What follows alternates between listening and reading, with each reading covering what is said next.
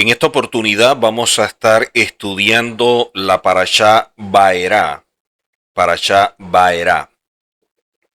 Y el capítulo 6 de este libro se sitúa en un momento de profunda crisis y desilusión. Tras el fracaso de su primera intervención ante el faraón, Moisés eleva una queja al Eterno que bordea la desesperación. En este tenso contexto, la tradición rabínica, buscando siempre concluir la lectura semanal de la Torá con una nota de esperanza, realiza un ajuste significativo dentro de la parashá. Según el rabino Ber Isbak, en el verso 6.1, donde dice que el Eterno respondió a Moisés, ahora verás lo que yo haré, Faraón, que fue añadido a la parashá Shemot, para transformar el lamento de Moisés en un preludio de la inminente acción divina. O sea, lo que podía ser en un momento dado de tristeza para Moisés, se transformó en un momento de inspiración. El eje de toda esta parashá reside en la revelación que sigue contenida en la parashá, ya que esta sección no introduce un nombre divino completamente nuevo, sino que profundiza radicalmente el significado del mismo, ya que marca una transición crucial en la relación entre el Eterno y su pueblo, de la promesa hecha a los patriarcas asociada al nombre del Todopoderoso, del Shaddai, a la redención inminente manifestada a través del conocimiento del nombre del Eterno. La revelación a Moisés no es un simple acto de identificación, sino que es la apertura de una nueva fase en la historia de la redención, donde la promesa se convierte en liberación tangible. Para comprender lo que representa la liberación que emana de esta parashá, es imprescindible analizar la transición entre dos nombres divinos y sobre todo desentrañar el profundo significado del concepto hebreo de conocer. ¿Qué es lo que significa en la mentalidad hebrea conocer? Que se revela como el verdadero nexo entre la identidad divina y la libertad del pueblo. Aquí es cuando empezamos a ver la declaración de yo soy el Eterno y muestra esas 4 letras que contienen el nombre del Padre, donde vemos la nueva fase de revelación divina que comienza con una declaración extraordinaria en Éxodo 6:2, donde dice, habló todavía Elohim a Moisés y le dijo, yo soy, y revela su nombre, porque coloca las 4 letras, la Yod, la Hei, la Baf y la Hei. La estructura misma de esta frase, que transita de un nombre divino a otro, establece el marco para el resto del diálogo. No es una simple formalidad, es una declaración de intenciones que redefine la naturaleza de la intervención del Eterno en la historia de Israel. O sea, la yuxtaposición de Elohim y el nombre del Eterno, en este caso las 4 letras, es fundamental. Mientras que la declaración yo soy el Eterno invoca al tetragrama, que es la 4 letras, introduciendo explícitamente el Midá Arrahamín, o la cualidad de la misericordia, que es uno de los pilares sobre los cuales reposó el Eterno cuando saca al pueblo de Egipto, y lo vemos a través de una columna. Hay 2 columnas que acompañaron al pueblo a salir de Egipto, una columna de nube y la de fuego. Una representaba la columna de la justicia y otra columna representaba la de la misericordia. Aquí vemos que cuando habla de su nombre, de las 4 letras, la manifestación de la misericordia es lo que está expresando. Mientras que cuando vemos Elohim en nuestras Biblias, está hablando es de la cualidad de la justicia. Entonces hay como una especie de contraste con la connotación de estricta justicia, a menudo asociada con esta expresión Elohim. Y este cambio no es casual, porque señala que la inminente liberación de Egipto no será un acto de juicio retributivo, sino una manifestación de la compasión y fidelidad divina. Entonces vamos a ver la manera como el Eterno se va revelando y va mostrando quién es. La exégesis clásica de Rashi ilumina este punto, subrayando que esta declaración va más allá de una mera presentación. Él dice que es una reafirmación del compromiso inquebrantable del Eterno para cumplir las promesas hechas a los patriarcas de Israel. Eso es lo que Rashi establece, porque la frase yo soy, y utiliza las 4 letras, funciona como una firma divina que caracteriza y garantiza la ejecución de un pacto antiguo. Y con esta declaración el Eterno le asegura a Moisés que su misión no es en vano, sino que la visión es un vehículo para materializar una promesa que ha esperado por generaciones que se cumpla. O sea, esta revelación a Moisés se va a diferenciar explícitamente de la experiencia que tuvieron los propios patriarcas. O sea, aquí va a haber una diferencia marcada, la forma como el Eterno reveló su nombre y quién es a los patriarcas ahora con Moisés y la liberación del pueblo. Por ende, la revelación progresiva del Elohim al conocimiento de su nombre. Miren cómo el Eterno se va revelando y de acuerdo a lo que aparezca, nos está mostrando a través de cuál cualidad es que se está manifestando. Y de allí veremos el accionar. El verso de Éxodo 6:3 presenta lo que a primera vista parece una contradicción, porque dice, y aparecí a Abraham, a Isaac y a Jacob como Elohim omnipotente, o sea, como el Shaddai.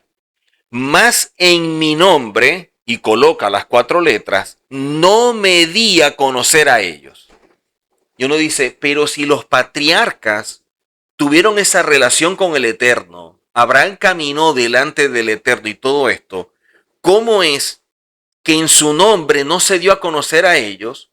Y aquí a Moisés le dice que sí, que a ellos sí se le va a revelar o va a caminar conforme a ese nombre.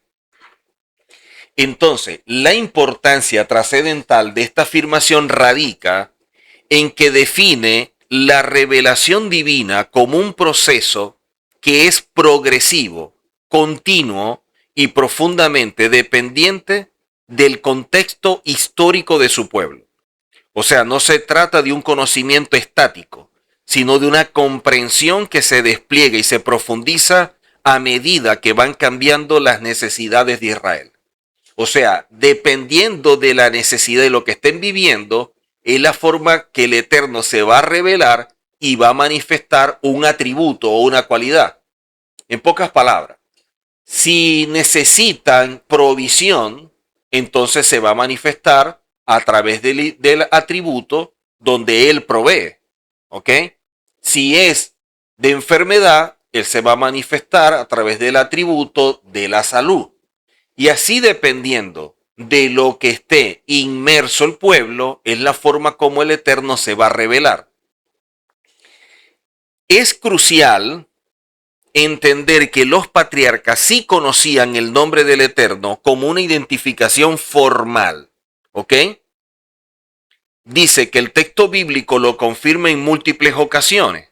Desde Génesis 2:4, cuando dice que el nombre ha sido revelado y la tradición oral fue recibida desde Adán, como aparece en Génesis 4:1, y posteriormente lo vuelve a ratificar en el capítulo 24, donde dice que los hombres comenzaron a invocar el nombre del Eterno en la época de Enós, como aparece en Génesis 4:26. Dice también que Abraham mismo lo menciona en su oración, como aparece en Génesis 15:2, y cree en él, siendo contado por justicia. Génesis 15:6.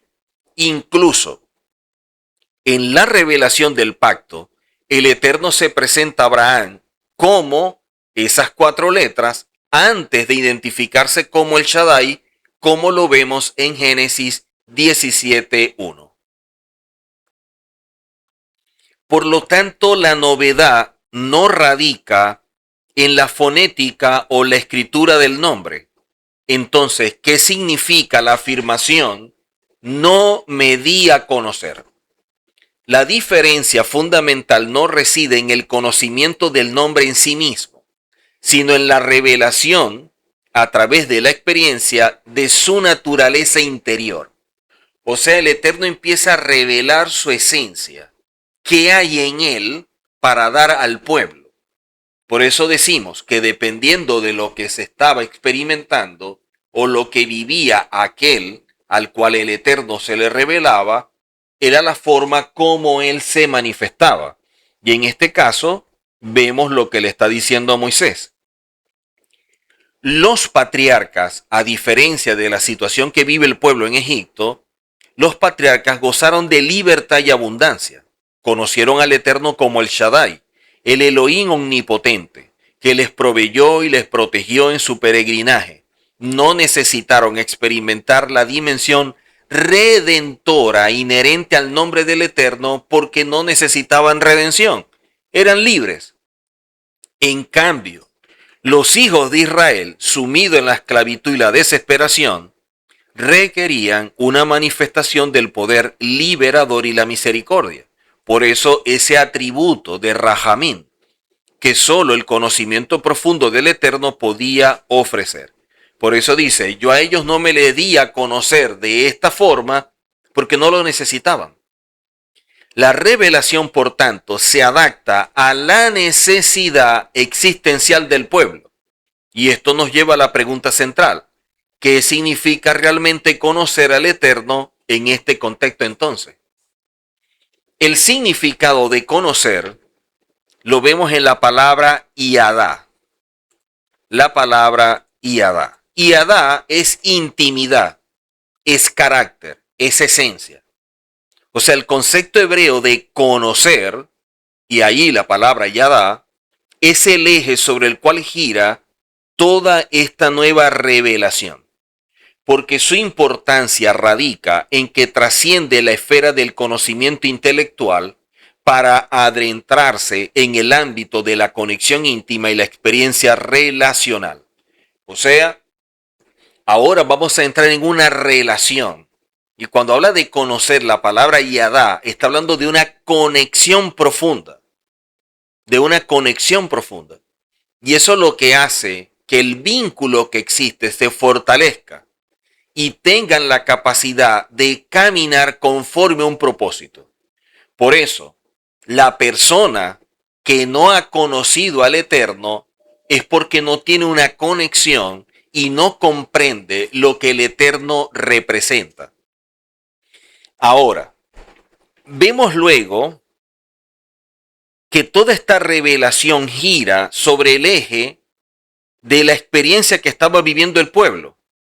Dice que su importancia radica en que trasciende la esfera del conocimiento intelectual.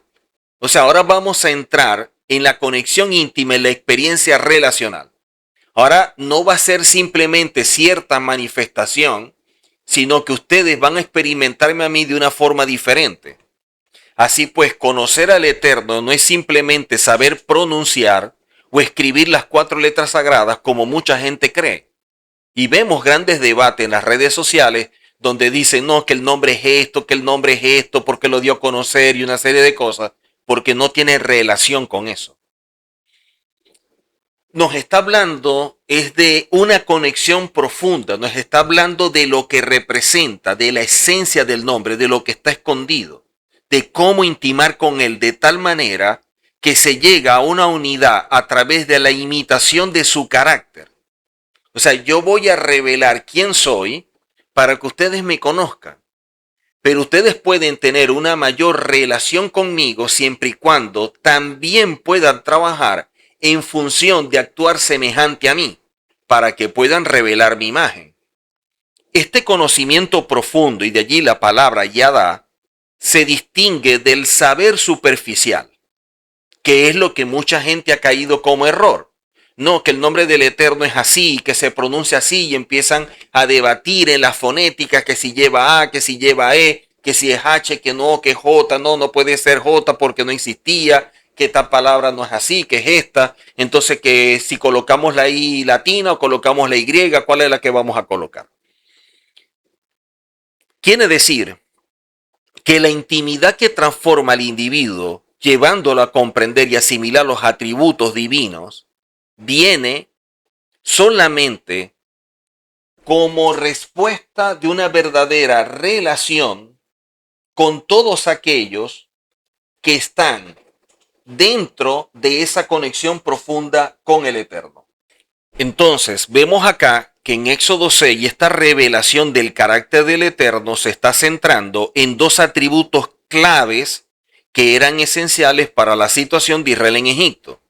Por un lado, vemos la fidelidad, la cualidad de ser fiel y cumplir infaliblemente las promesas dadas por el Eterno, a revelarse a través de su nombre, y esto garantiza que el pacto establecido con los patriarcas no ha sido olvidado y que su palabra es inmutable. Por eso dice en muchas oportunidades, por amor al nombre, por lo que representa el nombre. Eso no lo podemos perder de vista. Y también nos habla de Rajén o misericordia, que es el atributo manifestado en la liberación de Egipto.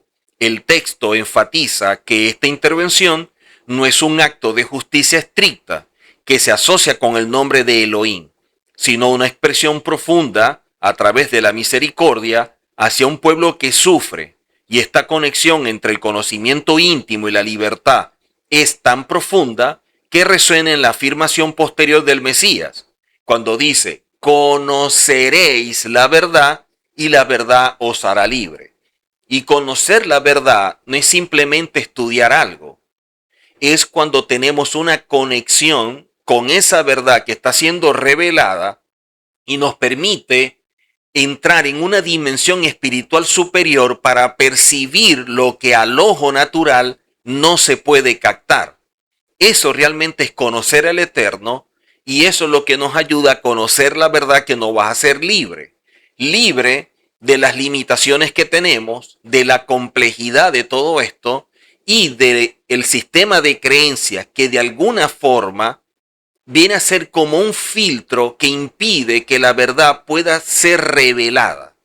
Por eso mucha gente tiene un conocimiento pero no tiene revelación, porque en su mente hay un filtro. Y es la que dice, esto lo acepto o esto lo rechazo. Regularmente, cuando hay algo que confronta su sistema de creencia, el rechazo va a ser la manifestación natural porque es un mecanismo de defensa. Yo voy a defenderme frente a esto que me están enseñando, que me están diciendo, porque confronta lo que yo creo y por lo tanto yo lo rechazo. La manera de rechazarlo es que yo me he autoimplantado el concepto de que todo lo que es diferente a mí es una falsa doctrina. Y de esta manera yo creo como una fortaleza que impide que cualquier cosa pueda llegar.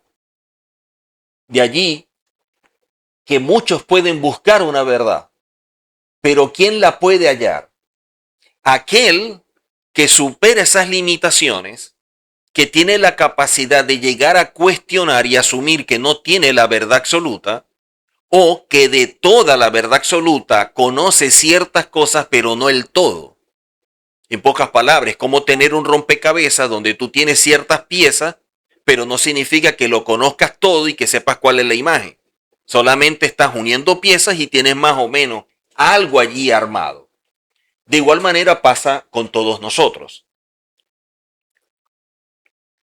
Este conocimiento que se transforma en una gran experiencia de la naturaleza divina a través de la fidelidad y la misericordia del Eterno, es lo que tiene el poder de romper las ataduras espirituales y físicas que esclavizan al hombre. Este conocimiento transformador es precisamente lo que el Eterno le ordena a Moisés comunicar al pueblo a través de una serie de promesas tangibles de redención. En pocas palabras, el Eterno no quiere que simplemente tengan un conocimiento. que como parte de la tradición, lo que ellos heredaron de los patriarcas, puede ser una gran verdad, pero que ellos puedan vivirla, que cada quien pueda trabajar su mundo interior y conectarse con el Eterno.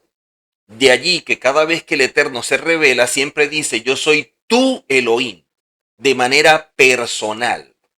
Cada quien debe establecer esa relación profunda con el Eterno y crear una conexión que le permita ser uno con Él. Lo único que para ser uno con Él, como es un proceso, necesitamos trabajar muchas áreas de nuestra vida que nos impiden acercarnos porque son cualidades contrarias a lo que el Eterno es. De allí que necesitamos transformar nuestro ser y el crecimiento personal, que es equilibrar o trabajar nuestras cualidades. Cuando empezamos a ver todo esto, vemos que las promesas de redención tiene una gran capacidad de mostrarnos una verdad que va más allá de lo que en ese momento se está experimentando, porque lo proyecta también hacia el futuro. En pocas palabras, si ustedes pueden comprender lo que se vive en este momento, van a poder comprender lo que vivirá la generación previa a la redención final. Y si las personas que son parte de la redención final comprenden lo que esta generación experimentó al salir de Egipto, van a estar apercibidos de todo lo que van a tener que vivir en su tiempo, bajo ciertas condiciones, que viene a ser el reflejo de lo que el pueblo vivió en Egipto. Quiere decir que desde la salida del pueblo de Egipto se traza una línea profética para conectar a la generación que va a experimentar la redención final con la venida del Mashiach ben David. ¿Cómo yo puedo estar apercibido? ¿Cómo yo puedo estar entendido o despierto en la espera de la venida del Mesías y de la redención final? Yo tengo que conectarme con la vivencia de todos aquellos que estuvieron cuando experimentaron la salida de Egipto. Porque la salida de Egipto simplemente nos está proyectando una verdad que ha de cumplirse en un tiempo futuro. Entonces, si lo que se va a cumplir en este tiempo lo está proyectando desde Egipto, yo voy a ir hasta Egipto para conocer qué fue lo que sucedió y de esta manera estar claro de lo que va a suceder en mi tiempo. Y eso me hace ser alguien que esté más despierto frente a esa verdad, para que la realidad de este mundo y este sistema no me ahogue y haga que esté dormido. Aquí viene esta promesa que vemos en los versos del capítulo 6, donde nos muestra este manifiesto programático de la redención divina y la estructura de esas promesas, no solo que viene a articular el plan de liberación de forma clara y secuencial, sino que también establece las bases para una de las tradiciones más importantes y perdurables del judaísmo, el Seder de Pesach. El Eterno le encarga a Moisés que transmita al pueblo promesas concretas que vienen a ser como pasos que nos revelan como un código que nosotros necesitamos descifrar y conectarnos con Él para experimentar lo que Él revela. Quiere decir que cada uno de estos pasos nos está dando una señal, y las señales son para direccionarnos. Si yo no estoy atento a ello, difícilmente pueda estar entendido de lo que ha de vivirse en los días previos a la manifestación del Mesías, que es un tiempo de gran tensión. Porque es un tiempo en el cual esta edad presente no ha terminado por completo y la que viene no termina de surgir por completo. O sea, hay una que está muriendo y otra que apenas está surgiendo. O sea, es un periodo de transición. Y toda transición es compleja, porque muchas veces lo que está muriendo se resiste a morir y lo que está surgiendo no tiene todos los elementos para surgir como tal. Vemos acá en Éxodo 6 que nos revelan elementos importantes. Nos habla de yo os sacaré, yo os libraré, yo os redimiré y yo os tomaré por mi pueblo. Y cuando eso suceda, entonces yo seré vuestro Elohim y los traeré a la tierra y las voy a dar por heredad. Nos da como que 7 pasos, y 4 pasos son los que se van a ejecutar para que experimentemos la redención. De allí que empecemos a experimentar todo esto. Ahora, ese cuarto paso que nos estaría mostrando el cuarto día profético es exactamente el tiempo en que vimos a Yehoshua enseñando sobre todo esto. Y él mismo, hablando de Pesach, nos dice cuánto he deseado celebrar esto con ustedes. Será por lo que ha de revelar en ese Pesach y para que ellos estén conscientes de eso y lo puedan enseñar y transmitir a otros para que estén apercibidos posteriormente y no sean sorprendidos. Evidentemente que podría ser así. Vemos entonces que todo esto se enfoca en los primeros 4 términos de redención que se corresponden directamente con las 4 copas que se beben en la cena de Pesach. Y quiero hablar un poquito de ello porque simbolizan una etapa del proceso de liberación. Y eso no lo podemos perder de vista. Vemos que cuando se hace el ceder de Pesach, para todos los que hemos participado, vemos que se va haciendo el ceder, se va enseñando y hay partes dentro del ceder que nosotros tomamos de la copa. Ahora, la primera copa, que es la copa que representa que el Eterno nos está sacando, es una copa que nosotros bebemos.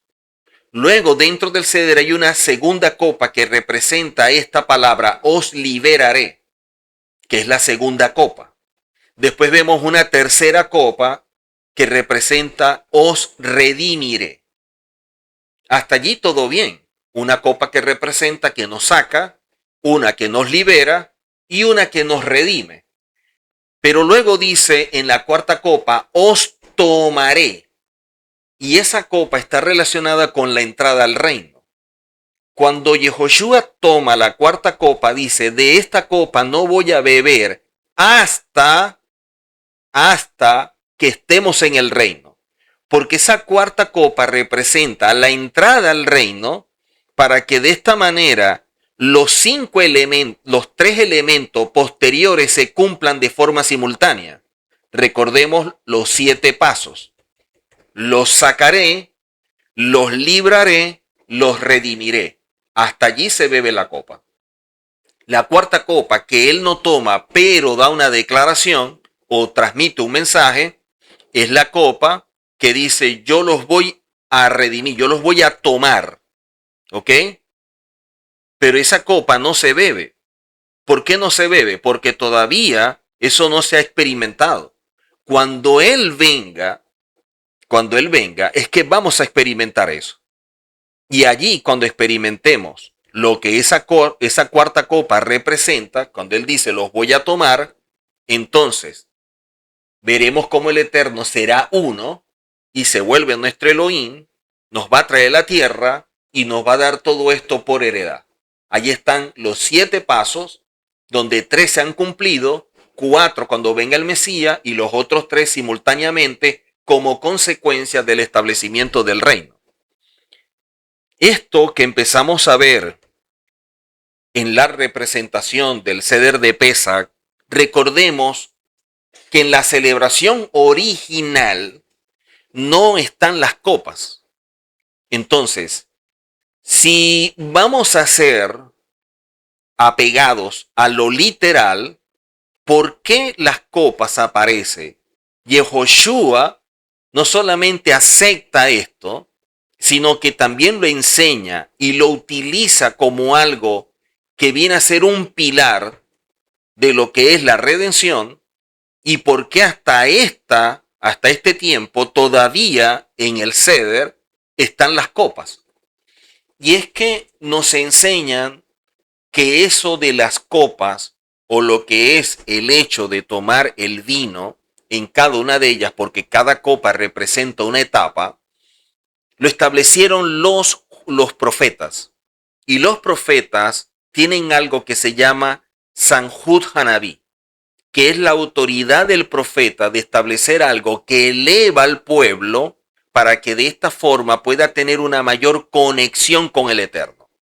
O sea, la revelación de cada etapa de las copas y de allí que se implante dentro del ceder de Pesach es porque ellos nos están dando algo a través de esto que nos eleva y permite una mayor conexión con el Eterno para comprender todo lo que representa la redención. Y de esta manera estar despierto frente a todos estos eventos. Ahora, dentro de todo lo que se habla de la liberación del pueblo, hay una palabra que nos llama mucho la atención, y es que al momento de liberar al pueblo o experimentar la redención, la palabra que se aplica es la palabra fedut. Fedut no es una redención completa, es una redención parcial. ¿Por qué parcial? Porque el pueblo todavía no ha experimentado la redención final, o lo que es igual a la Geulah Shelema. Y eso solamente se va a experimentar con el Mashiach. Y eso es cuando él venga a establecer el Malhut o el reino. Entonces los sabios consideran que dentro del contexto profético nos está diciendo que hay algo que no está completo. Por eso se habla de Geulah, que es la palabra para redención, Shelema, porque nos habla de perfeccionamiento, de completo, de algo como que culminado, procesado por completo. Entonces, eso no significa que la liberación de Egipto no fuera algo fenomenal, que no fuera algo maravilloso, simplemente que no es absoluto, porque después se vivieron destierros, situaciones muy difíciles para nuestro pueblo que sufrió mucho. Entonces nos está hablando de que esta redención no es plena, y la evidencia histórica nos está dando la razón en cuanto a todo esto. Miren que a pesar de las contundencias de todas estas promesas y todo lo que el pueblo vino a impartir a través de todas las enseñanzas que dio Moisés, o todo lo que dio a entender, el trato con Faraón, y cómo cada plaga era una señal y un mensaje no solamente para Faraón, sino también para el pueblo. ¿Cómo es posible que la respuesta inicial del pueblo fuera incredulidad y desánimo? Lo que nos lleva a evaluar condiciones humanas que se dan en todos nosotros frente a la palabra del Eterno en un momento dado. La reacción del pueblo en Éxodo 6 es muy trágica, pero a la vez reveladora. Dice que de esta manera habló Moisés a los hijos de Israel, pero ellos no oían a Moisés. Esta incapacidad de recibir el mensaje de esperanza desvela una profunda verdad sobre la condición humana y los obstáculos, tanto internos como externos, que pueden ahogar la fe. El texto identifica dos factores específicos que impidieron que el pueblo oyera la voz del Eterno a través de Moisés, que era el portavoz de él. Factores externos: la dura servidumbre y el trabajo incesante que los consumía físicamente y mentalmente, no despojándole tiempo ni energía para la reflexión o la esperanza. Por eso necesitamos tener un tiempo de pausa, un tiempo para desconectarnos de todo. Y el factor interno, ¿cuál era? la congoja de espíritu y la desesperación. Un estado de angustia tan profundo que cerraba el corazón a cualquier palabra de consuelo. En pocas palabras, no lo aceptaban, era imposible. El rabino Stephen Bars reflexiona sobre la profunda ironía de esta situación. Los tiempos difíciles son precisamente los momentos en los que más se necesita buscar ayuda espiritual y aprender, de la misma manera que uno acude al médico cuando está enfermo, no cuando está sano. Y eso es una gran verdad. La adversidad que debería impulsar a la búsqueda del Eterno puede convertirse en la barrera que impide escucharle por la congoja de espíritu. Y esto viene a ser la antítesis directa de la autocrítica que define a la oración genuina. Hay personas que cuando están pasando por muchos problemas, en vez de acercarse más al Eterno, se alejan.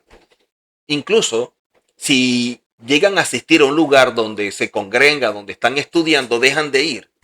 Y cuando uno se los encuentra, las respuestas que dan, tengo muchos problemas, pero cuando yo supere todo esto, yo voy a volver.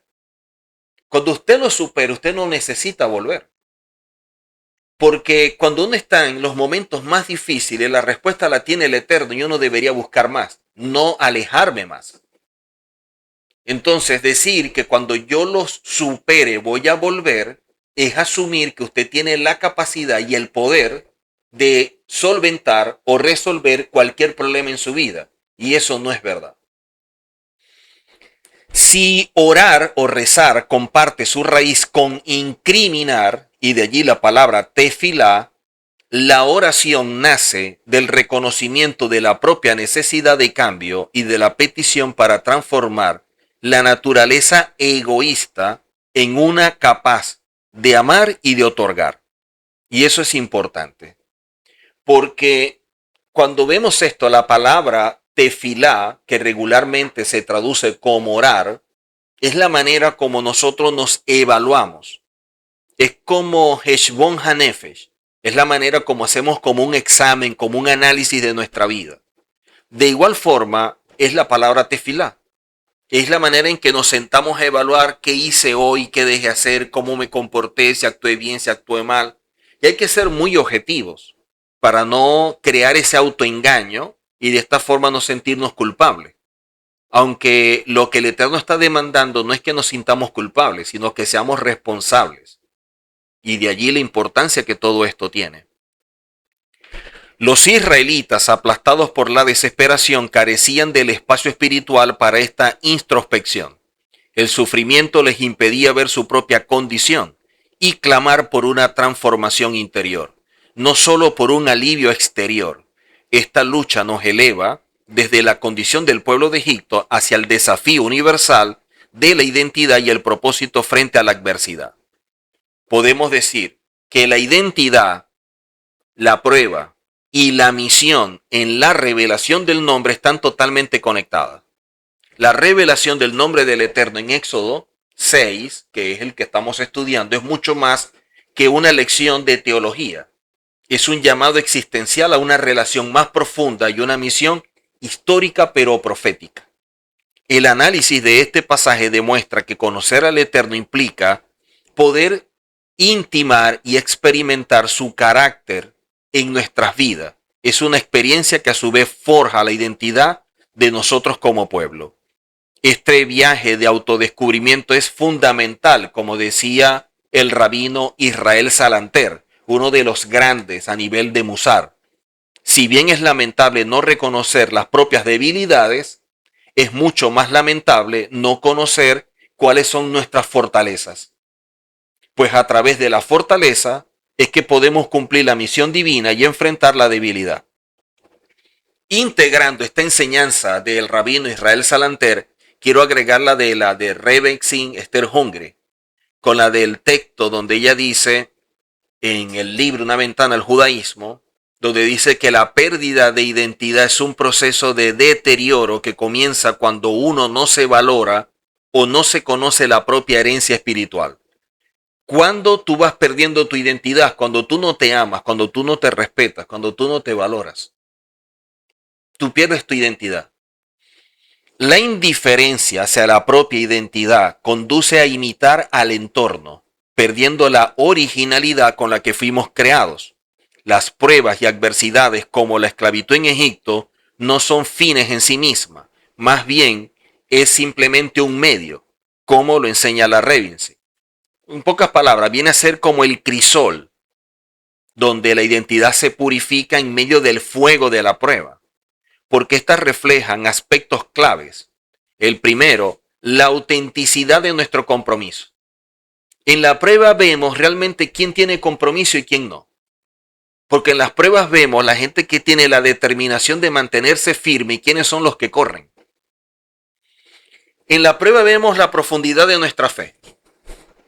¿Quiénes son los que no tienen una fe basada en el asentimiento mental, sino en una acción que expresa la confianza en el Eterno plenamente, indistintamente de lo que estemos viviendo? Y por último, vemos también la medida de nuestro carácter. ¿De qué estamos hechos? En medio de la situación sabemos quién es quién. Los que se mantienen firmes, los que confían, los que perseveran, indistintamente de la situación, porque saben quiénes son y la relación con el Eterno va más allá de cualquier cosa, o los que corren, los que huyen, porque no soportan el entorno o lo que sucede, y de esta manera revelan la debilidad que poseen en cuanto a confianza y fe, y eso también están mostrando que no poseen identidad. Por eso terminan en una religión X o en una religión Y o simplemente en el mundo o vuelven otra vez a donde estaban antes practicando una religión. Las pruebas revelan realmente quiénes somos. En última instancia, conocer el nombre del Eterno es un compromiso continuo porque requiere la disciplina a través del estudio y puesta en práctica de aquello que estamos estudiando y la sinceridad y honestidad en la oración para no autoengañarnos y mantener una identidad firme. Resistir las presiones de la asimilación, un enemigo interno pero silencioso que causa mucho daño, y poder representar dignamente al Eterno en este mundo es la manera como podemos expresar una auténtica identidad. Y es a través de este conocimiento íntimo y transformador que un pueblo y cada individuo transita de conocer a Elohim como el Shaddai, que promete experimentar esa redención a través del nombre que él revela, cumpliendo así el propósito original de ser luz y sal para las naciones. ¿Cómo podemos ser luz y sal para las naciones si no estamos entendidos de quiénes somos y mucho menos de quién es el Eterno? O en medio de la prueba o la adversidad salimos corriendo. Miremos alrededor. Cuando vienen las pruebas, cuando vienen las adversidades, ¿quiénes se mantienen firmes? ¿Y quiénes son los que corren? ¿Quiénes asumen su identidad e indistintamente lo que esté pasando, ellos se mantienen firmes en lo que son, porque ha sido revelado por el Eterno? ¿Y quiénes son los que vuelven atrás como el perro al vómito? ¿Quiénes revelan su carácter en medio de la situación, viéndolo como una circunstancia, como un medio que el Eterno está utilizando, que se transforma como en el crisol para que todos pasemos por fuego? Y ahí veremos quiénes brillan como el oro y quiénes se derriten como la hojarasca. Porque en medio de esa situación es que vemos quién es quién. Por eso es que el Eterno permite todo esto, para sacar lo mejor, pero también para mostrarnos a nosotros quiénes somos y dejar de engañarnos. Te tienes que ver dónde estás, y si tienes la madurez y el valor de verte fuera de todo esto, piensa muy bien el peligro que corre tu vida. Porque si algo tenemos claro, es que el Eterno le da la espalda a todo aquel que lo abandona. Y sabemos que el Eterno no está en ninguna religión.